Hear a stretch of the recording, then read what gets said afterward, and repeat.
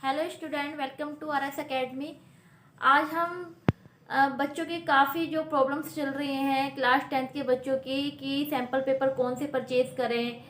काफ़ी बच्चों को गलत सैम्पल पेपर लेके आ जाते हैं जिनसे उनको अच्छी हेल्प नहीं मिल पाती एग्ज़ाम के पॉइंट ऑफ व्यू से। तो एग्ज़ाम के अंदर कौन से आप प्रैक्टिस जिनसे करें। अब देखो 100% तो किसी भी चीज़ में से नहीं आता है, कुछ डिफरेंट मिल ही जाता है। लेकिन यह है कि कुछ सैम्पल पेपर ऐसे होते हैं जिनसे हमें 40 to 50% हेल्प मिल जाती है और प्रैक्टिस करने से हमारा जो थिंकिंग लेवल होता है वो थोड़ा ड्राइव करने लग जाता है कि हमें कितना चलाना है, किस तरह के क्वेश्चन पूछे जा सकते हैं।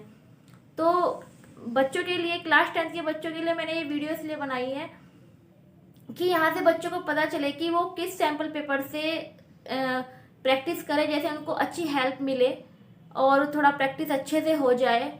और नोट्स के साथ साथ उनको जो आप स्टडी मटेरियल आपको क्लास से मिल रहा है उससे जो अलग आप अपने घर पे जो प्रैक्टिस कर सकते हैं, बार बार क्वेश्चंस को रिपीट कर सकते हैं, आपको किन सैम्पल पेपर से हेल्प मिलेगी। काफ़ी बच्चों की डिमांड थी कि सैम्पल पेपर से हमें कौन सा हम सैम्पल पेपर परचेज करें कि जिससे हमको हेल्प मिले, जिससे हम अच्छा मतलब स्कोर कर सकें, यानी कि प्रैक्टिस अच्छी कर सकें। तो यहाँ पे मैंने कुछ सैम्पल पेपर लिखे हैं जो जो मुझे लगता है। अब ये है कि आप कहीं पे भी जाएं, आपको हर टीचर आपको डिफरेंट डिफरेंट बताएगा, लेकिन जो मैं अपने एक्सपीरियंस से बोल रही हूँ और जितना मैंने ये चीज़ देखी है कि कहाँ से कितने क्वेश्चंस आते हैं, किस तरीके से आते हैं, तो उस चीज़ को ध्यान में रखते हुए मैंने ये वीडियो बनाई है।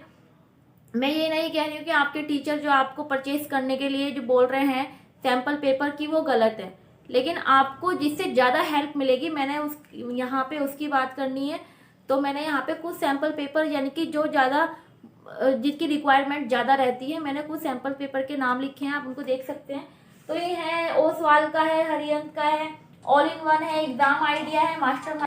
तो ये हमारे पास कुछ सैम्पल पेपर ऐसे हैं जिनको बच्चे मोस्टली इनको परचेज करते हैं और इनसे प्रैक्टिस करते हैं। अब कुछ बच्चे ऐसे होते हैं कि जो इन्हीं के ऊपर डिपेंड हो जाते हैं कि हमें सैम्पल पेपर करना है एंड ऑफ द टाइम और हमारा क्लियर हो जाएगा। हाँ, ऐसा होता है। जो बच्चे ज़्यादा वीक होते हैं उनका सैम्पल पेपर अगर क्लियर करते हैं तो उनको एवरेज मार्क्स मिल जाते हैं। लेकिन अब वही चीज़ें हैं कि अगर आपने गलत परचेज कर लिया है या आपने बहुत इफेक्टिव वाला परचेज नहीं किया है तो आपके मार्क्स उतने ही डाउन हो जाते हैं, यानी कि आप इतना अच्छा स्कोर नहीं कर पाते। अब सैम्पल पेपर होते किस लिए हैं? प्रैक्टिस के लिए होते हैं कि हम प्रैक्टिस के लिए सैम्पल पेपर परचेज करें। जितनी प्रैक्टिस हम करेंगे बार बार उतना हमारा अच्छा स्कोर होगा, उतना हमारा थिंकिंग लेवल चलेगा, उतना हम अच्छे से क्वेश्चंस को अटैम्प्ट कर पाएंगे। कितना हमें कितने तरीके से लिखना है, क्वेश्चन को कैसे अटैम्प्ट करना है, कितने कितने मार्क्स का क्वेश्चन हमें कितने प्रॉपर टाइम में हमें कंप्लीट कर देना है, कितने वर्ड्स में कितने। तो इन चीज़ों को ध्यान में रखते हुए सैम्पल पेपर बिल्कुल अच्छे वाला खरीदें कि जिसमें आपकी सारी प्रॉब्लम्स दूर हो जाए। तो मैंने अपना पॉइंट ऑफ व्यू बताया है। अब देखिए, जैसे ओसवाल है आपका और ऑल इन वन है, एग्जाम आइडिया है, एवरग्रीन है।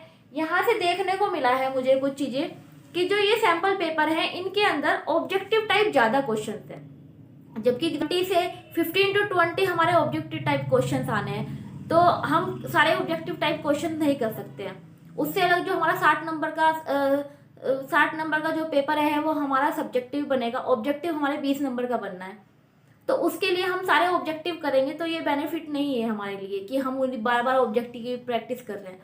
अगर हम कोई चीज़ डिटेल में पढ़ रहे हैं तो वहां से भी ऑब्जेक्टिव निकल आते हैं हमारे। क्लियर है बच्चों?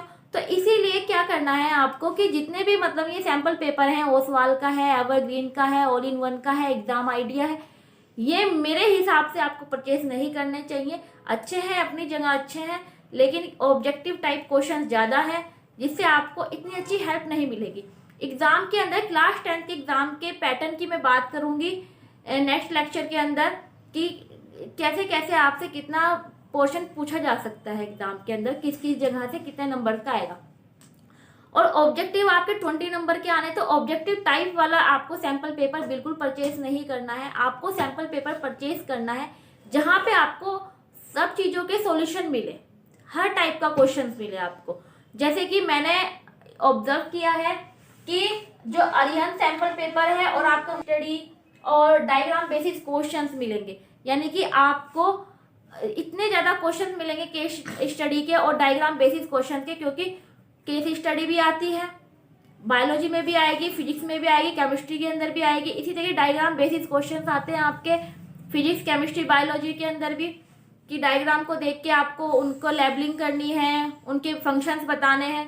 तो जो उस टाइप के क्वेश्चन है या उससे अदर भी जो क्वेश्चन हैं, वो सारे के सारे मैंने इन सैम्पल पेपर के अंदर कौन कौन से अरिहंत का और मास्टरमाइंड का सैम्पल पेपर मैंने देखा है काफ़ी अच्छे से, तो वो मुझे ज़्यादा इफेक्टिव लगा है। ये मेरे अकॉर्डिंग है और एक्सपीरियंस के अकॉर्डिंग है कि मैं इतने टाइम से बच्चों को बताती आ रही हूँ, तो उसके अंदर मुझे लगता है कि 40 to 50% आपको सैम्पल पेपर से हेल्प बहुत अच्छी तरह से मिल जाएगी, अगर आप इनकी 2 या 3 बार एग्जाम तक प्रैक्टिस कर लेते हो तो इसीलिए जो आप मेरे हिसाब से आपको या तो आप किसका अरिहंत का सैम्पल पेपर परचेज कर सकते हैं। मैं शो कर रही हूँ यहाँ पे अरिहंत वालों का, आप देख भी सकते हैं। स्टडी मिलेगी आपको, उसकी मतलब समरी भी देंगे, उसके बाद क्वेश्चंस देंगे, ऑब्जेक्टिव टाइप भी देंगे, केस स्टडी भी देंगे, डायग्राम बेसिस क्वेश्चंस भी देंगे आपको।